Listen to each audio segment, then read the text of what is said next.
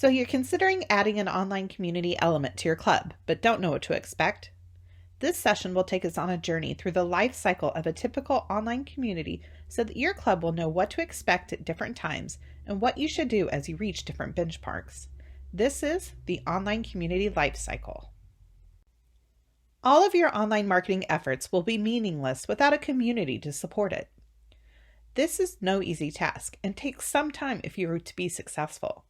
In fact, building and engaging with your new online community follows a natural 5-phase life cycle that takes at least 24 months, says community consulting expert Richard Millington.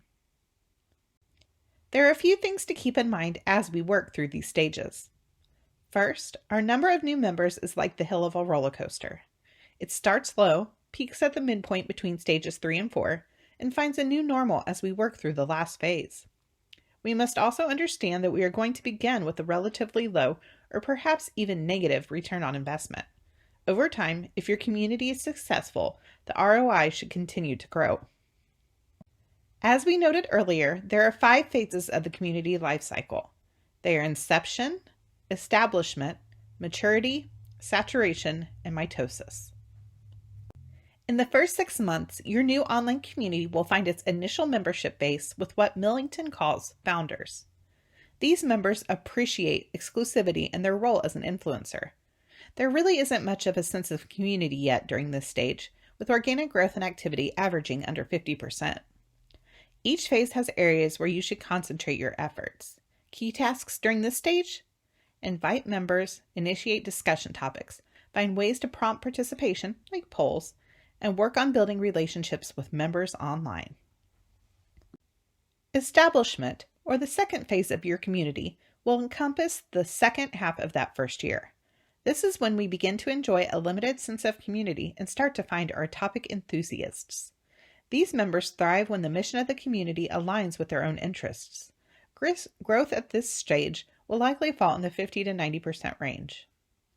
Key tasks during this phase include providing content in various mediums, organizing activities designed to engage members, recruiting volunteers to help maintain and moderate the community, and continuing to develop a sense of community.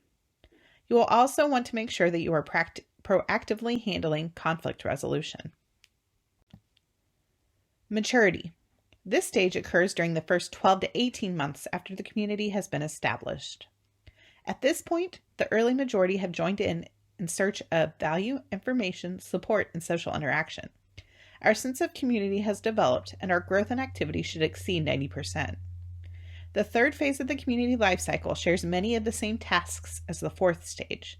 More on that one in a minute. Our fourth phase in the community life cycle, saturation, covers the last half of our second year and best exemplifies our momentum. Our late majority joiners typically find us during this phase, as they have been invited in by friends and other members. By this point, our sense of community is strong and activity and growth are all well over 99%, according to Millington. Key tasks during phases 3 and 4 include optimize community platform, improve newcomer to regular member onboarding and conversion, incorporate online conversations into in-person events, manage your volunteer team, consider ways to monetize your online activity, and communicate your value. And finally, we reach mitosis. As the life cycle finds its completion, we welcome our topic newcomers.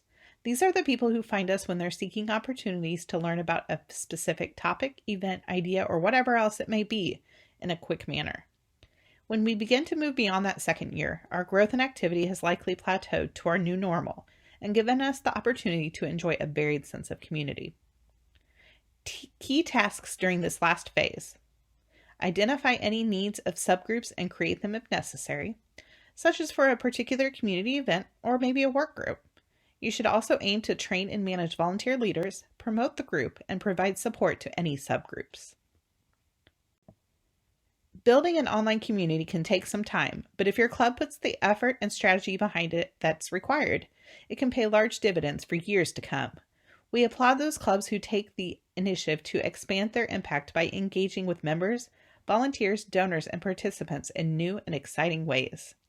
You can learn more about this and other topics in the Club Resources section of the Member Center at Sertoma.org. We also invite you to join us on Facebook using the link on the screen.